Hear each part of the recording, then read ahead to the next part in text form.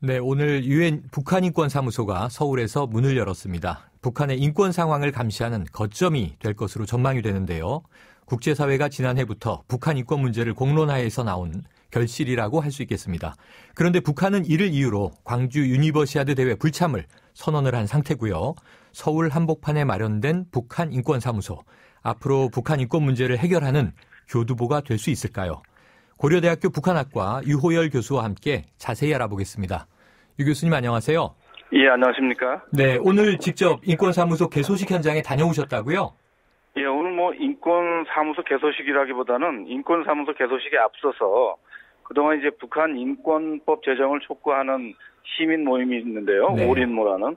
여기 주최를 해서 인권사무소, 그러니까 북한인권 서울사무소 앞에서 인권사무소 개소를 축하하고 또 북한인권법 제정을 촉구하는 그런 모임이 있었습니다. 아, 그렇군요. 거기에 이제 다녀온 것이죠. 네네. 예. 저 교수님, 현장 분위기는 어땠습니까? 오늘 아주 그 북한 인권에 대해서 그동안 많은 활동을 했던 분들, 그리고 탈북민 대표들도 상당히 많이 참석을 하셨고요.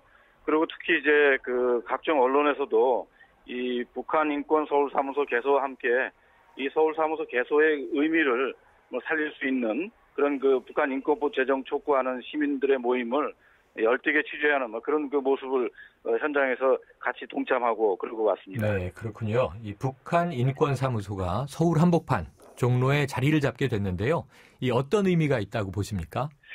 일단은 이제 북한 인권법을 이제 우리가 제정하는 이유도 결국 북한 인권의 실상을 모니터하고 또 그러한 실상을 기록하고 보존하고 그리고 이러한 북한 인권 반인도적 범죄에 대한 그런 진상을 규명할 뿐만 아니라 책임을 규명하는 그런 일종의 법적인 조치를 취할 수 있는 그런 제도화된 장치로서 이 유엔 북한 인권 서울사무소의 개소가 의미가 있다 이렇게 봅니다. 물론 네. 이 서울사무소 개소는 북한 인권에 관한 유엔 북한 인권 조사위원회 결과 보고서의 권고에 따른 사항이기도 하고요. 그러니까 네. 국제법적으로 권위를 갖는 그런 기관의 어떤 개설이다 이렇게 봅니다. 네, 그러면 개소하게 되면요, 이 인권사무소에서는 앞으로 어떤 일을 주로 추진하게 되나요?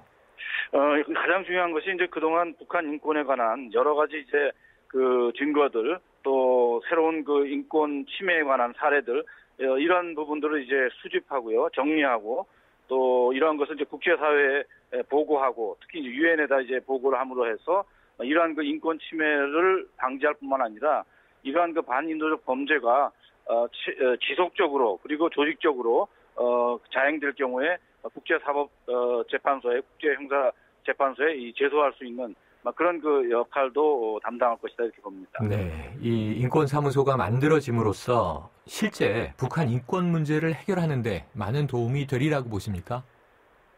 그렇습니다.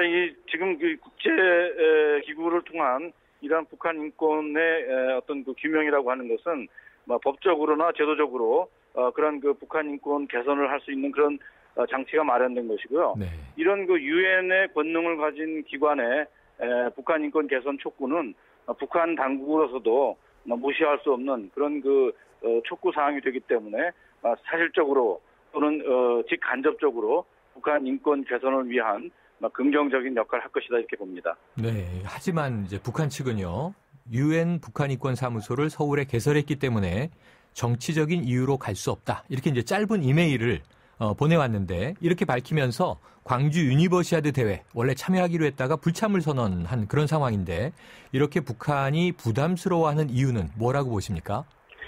물론 이제 북한으로서는 북한 인권에 대한 규탄뿐만 아니라 이러한 범죄 행위의 책임자를 규명할 때 북한의 지도자인 김정은을 직접 지목해서 형사재판소에 제소할 수 있기 때문에 네. 북한으로서는 자기들이 이제 표현대로 최고 존엄에 관한 그런 엄중한 문제이기 때문에 북한으로서는 이제 북한 인권 특히 유엔 북한 인권 사무소의 개소에 대해서 민감하게 반응하고 또 그러한 이유에서 지금 말씀하신 것처럼 우리 광주에서 개최되는 네.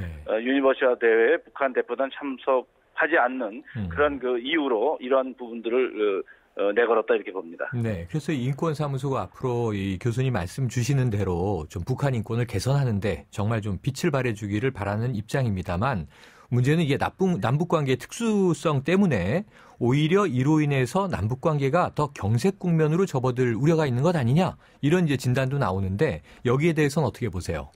물론 이제 지금 당장은 북한에서 이제 극렬하게 이제 반대를 하고 또 이것이 특히 서울에 이제 사무소가 개설됨으로 해서 뭐 우리 남한을 특별히 이제 지목해서 반발하고 이 비난을 하고 있습니다만 사실은 이것은 유엔의 그 어떤 그 기구이지 이것이 뭐 우리 정부의 기구도 아니고 또 우리 어떤 그 자체의 그런 그 북한을 어떤 그 비난하기 위한 목적으로 설립된 기구가 아니거든요. 네. 그러니까 결국은 유엔이라고 하는 국제 기구에서 북한 인권에 대한 객관적이고 그리고 그 합법적인 그런 그 조치들을 통해서 북한 인권 유린 사례를 수집하고 또 이것에 대한 어떤 판별을 해낼 것이기 때문에 그러한 면에서는 뭐 장기적으로는 오히려 북한 인권을 개선하는데 오히려 건설적인 역할을 하지 않을까 이렇게 생각하고 또 기대도 하고 있습니다. 네, 이 장기적인 기대를 말씀 주셨습니다.